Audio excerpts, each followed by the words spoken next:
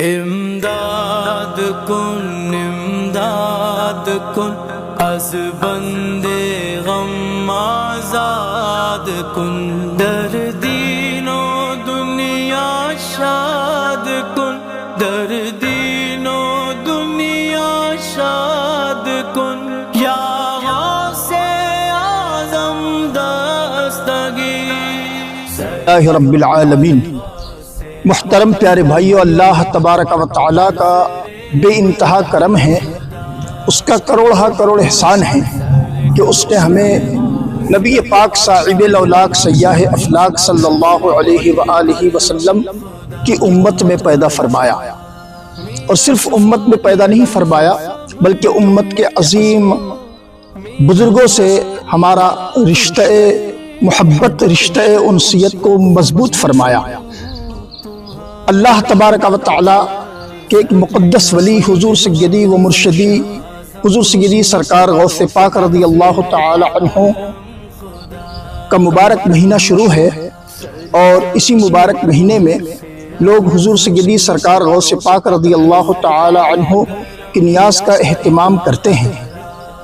یقیناً بزرگوں کی نیاز کرنا ہمارے لیے باعث نجات تو بن سکتا ہے، لیکن کچھ اہم باتیں میں آج آپ کے گوش گزار کرنا چاہوں گا۔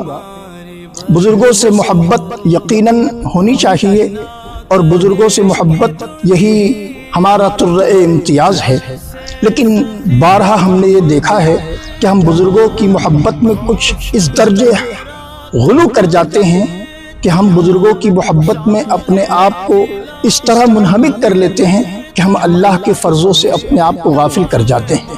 یاد رکھیں، بزرگوں سے محبت ہمیں ہونی چاہیے، لیکن جہاں بزرگوں سے ہم محبت کرتے ہیں ان کے اقوال زرین پر بھی ہماری نظر ہو۔ غوث پاک رضی اللہ تعالیٰ عنہ کی آپ پوری زندگی اٹھا کر دیکھیں، غوث پاک رضی اللہ تعالیٰ عنہ خود اللہ تبارک و تعالیٰ کی بندگی میں اپنے آپ کو ہمہ وقت منہمک رکھتے تھے۔ اور آج ہم اپنا جائزہ لیں کہ ہم غوث پاک سے بے انتہا محبت کرتے ہیں، غوث پاک کی نیاز کا اہتمام بڑے ہی تست و احتشام کے ساتھ کرتے ہیں، لیکن ہماری زندگی میں کیا غوث پاک کی سیرت ہے؟ میرے پیارے بھائی، ذرا اپنے آپ پر بھی نظر ڈالیں۔ حضور سیدی سرکار غوث پاک رضی اللہ تعالیٰ عنہ کے جواں بیٹے عبدالرزاق حضرت حضور سیدی سرکار غوث پاک رضی اللہ تعالیٰ عنہ لوگوں کے درمیان ہدایت و تبلیغ کی باتیں فرما رہے ہیں۔ اچانک کسی نے آ کر آپ کو اطلاع دی کہ اے عبدالقادر، اے پیروں کے پیر، اے روشن ضمیر، آپ کے جواں بیٹے عبدالرزاق کا انتقال ہو گیا۔ ذرا دل پر ہاتھ رکھ کر میری اس بات کو سنیں اور غور کریں، اور اس کے بعد جواب پر پہنچیں۔ ہم اور آپ ہوتے تو شاید اس غمناک خبر سن کر واعظ و نصیحت کا سلسلہ منقطع کر دیتے اور اپنے گھر کا راستہ لیتے، لیکن واہر پیروں کے پیر، واہر روشن ضمیر، خبر لانے والے قاصد نے آپ کو آ کر یہ غمناک خبر سنائی کہ آپ کے جواں بیٹے عبدالرزاق کا انتقال ہو گیا، تو آپ نے برجستہ فرمایا جنازہ سوار کر یہاں لے آؤ۔ آپ کے حکم کی تعمیل کی گئی، جنازہ سوارا گیا اور اسی مقام پر لایا گیا جہاں آپ لوگوں کے درمیان ہدایت و تبلیغ کی باتیں فرما رہے تھے۔ جنازہ لایا گیا، حضور سیدی سرکار غوث پاک رضی اللہ تعالی عنہ منبر نور سے نیچے تشریف لائے۔ آپ نے نماز جنازہ پڑھائی اور اس کے بعد انگشت شہادت کو آسمان کی طرف بلند کر کے فرمایا ان صلاتی ونسکی ومحیای ومماتی للہ رب العالمین، بے شک میری نماز، میری قربانی، میرا جینا، میرا مرنا سب کچھ تیرے لیے ہے۔ پیارے بھائیو، ذرا غور کریں، کیا ہمارا جینا مرنا اللہ کے لیے ہے؟ کیا ہماری نمازیں اللہ کے لیے ہے؟ کیا ہماری قربانیاں اللہ کے لیے ہے؟ جب ہم اس پر غور کرتے ہیں تو ہم اس نتیجے پر پہنچتے ہیں ہمارا کوئی عمل اللہ کے لیے نہیں ہے۔ جن کا عمل اللہ کے لیے تھا، یا وہ غاروں میں ہے یا مزاروں میں ہے۔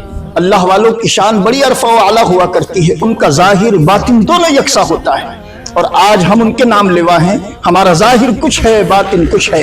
حضور سیدی سرکار غوث پاک رضی اللہ تعالیٰ عنہ کی ظاہری زندگی آپ نے بارہا علماء کی زبانی سنی, خطیبوں کی زبانی سنی. میں آپ کے سامنے کچھ اچھوتی باتیں حضور سیدی سرکار غوث پاک رضی اللہ تعالیٰ عنہ سے متعلق رکھتا ہوں, شاید روح ایمان تازہ ہو. حضور سیدی سرکار غوث پاک رضی اللہ تعالیٰ عنہ ابھی دنیا میں آئے نہیں ہیں, شکم مادر میں ہے. آپ کی والدہ ماجدہ گودڑی سینے کا کام انجام دے رہی ہے. بغداد معلیٰ کا وہ مقدس علاقہ ہے, مسجد کے قریب ایک کمرہ ہے, اس کمرے میں آپ بیٹھ کر گودڑی سینے کا کام انجام دے رہی ہے. اچانک ایک نمازی شخص حاضر ہوتا ہے, انگور کے خوشے کی تھیلی آپ کے حوالے کرتا ہے اور کہتا ہے مائی اس کی حفاظت کرو, میں ابھی نماز عصر پڑھ کر آیا. اتنی دیر میں اس نیک خاتون نے انگور کے خوشے کی حفاظت کی. انگور کے خوشے پر آپ کا دل للچایا, آپ کے دل نے چاہا کہ اس میں سے کچھ انگور کھانے چاہیے. آپ نے اس سوئی کو اپنے ہاتھوں میں لیا اور اس انگور کے خوشے پر چبایا, اور جیسے ہی منہ کے قریب لے کر جانے لگی آپ کے پیٹ میں ایک درد لاحق ہوا. اسی وقت آپ نے سوئی کو ایک طرف پھینک دیا اور درد کے مارے بلبلاتی رہ گئی. جب عبد القادر جیلانی رضی اللہ تعالیٰ عنہ کی ولادت باسعادت ہوئی, عبد القادر جیلانی رضی اللہ تعالیٰ عنہ اس عمر کو پہنچ گئے کہ والدہ آپ کو مدرسے میں بھیجتی. آپ نے اس وقت اپنی توتلاہٹ بھری زبان میں اپنی والدہ سے کہا تھا, امی جان اس دور کو یاد کیجئے جب آپ بغداد معلیٰ میں مسجد کے قریب ایک کمرے میں بیٹھ کر گودڑی سینے کا کام انجام دے رہی تھی. ایک شخص نماز کے لیے آیا, اس نے اپنے انگور کے خوشے کی تھیلی آپ کے حوالے کی اور آپ سے حفاظت کرنے کے لیے کہا. آپ کے دل نے چاہا کہ اس میں انگور کے خوشے میں سے کچھ انگور کھانے چاہیے. آپ نے اس انگور کے خوشے میں سوئی چبوئی اور جیسے ہی منہ کے قریب لے گئی اس وقت آپ کے پیٹ میں ایک درد لاحق ہوا اور آپ نے سوئی کو ایک طرف پھینک دیا. وہ درد کس کی جانب سے تھا؟ وہ درد دینے والا کوئی اور نہیں تھا, وہی عبد القادر تھا جس نے آپ کے پیٹ میں درد پیدا کیا. پیارے بھائیوں, دیکھا آپ نے, جو عبد القادر اب دنیا میں آئے نہیں ہیں, شکم مادر میں ہیں, لیکن شکم مادر میں رہنے کے باوجود اپنی والدہ کو لقمہ حرام سے بچا رہے ہیں. جو عبد القادر شکم مادر میں رہ کر اپنی والدہ کو حرام سے بچا رہے ہوں, کیا وہ اپنے ماننے والوں کے متعلق یہ برداشت کر سکتے ہیں کہ ان کا ماننے والا, ان کا نام لیوا, ان سے بے انتہا محبت کرنے والا حرام کام میں پڑ جائے؟ ہرگز نہیں, ہرگز نہیں. یقیناً حضور سیدی سرکار غوث پاک رضی اللہ تعالیٰ عنہ سے جنہیں بے انتہا محبت ہے, انہیں اس واقعے سے درس عبرت حاصل کرنا چاہیے کہ ہم جس عبد القادر سے بے انتہا محبت کرتے ہیں اس کی شان تو یہ ہے کہ وہ اپنی والدہ کو دنیا میں آنے سے پہلے حرام سے بچا رہا ہے, اور ہم اپنے آپ کو حرام میں کیسے ڈالے ہوئے ہیں. یاد رکھیں پیارے بھائیوں, خود بھی اپنے آپ کو حرام سے بچائیں, اپنی نسلوں کو بھی یہی تعلیم دیں کہ ہم تو ان بزرگوں کے نام لیوا ہیں جنہوں نے شکم مادر میں رہ کر اپنی والدہ کو حرام سے بچایا ہے. ہم دنیا میں آ کر ان کے نام لے کر کیسے حرام کام میں پڑ جائیں؟ اپنے آپ کو حرام سے بچائیں. اور یاد رکھیں غوث پاک رضی اللہ تعالیٰ عنہ سے محبت آپ کو, ہمیں سب کو ہے اور ہونی چاہیے کہ بزرگوں سے محبت ہی ہمارے ایمان کا حصہ ہے کہ انہی کی بدولت آج ہم اسلام میں ہیں.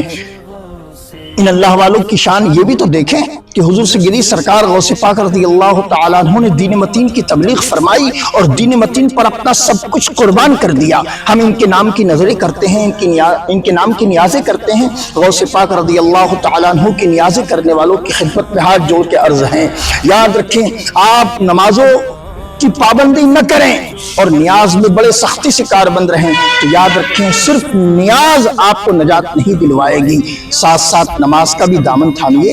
نماز اہم الفرائض ہے, افضل العبادت ہے. یاد رکھیں آپ نے نماز کو پس پشت ڈالا اور صرف نیاز پر اپنی زندگی گزاری تو یہ نیاز آپ کے کام نہیں آئے گی. ہاں اگر نیاز کے ساتھ ساتھ نمازیں ہیں تو یقیناً یہ نیاز بھی آپ کا بیڑا پار کرائے گی, لیکن ساتھ ساتھ نماز کا دامن بھی تھامے رہیں. رب تبارک و تعالی مجھے اور آپ تمام کو ان تمام باتوں پر عمل پیرا ہونے کی توفیق رفیق عطا فرمائے.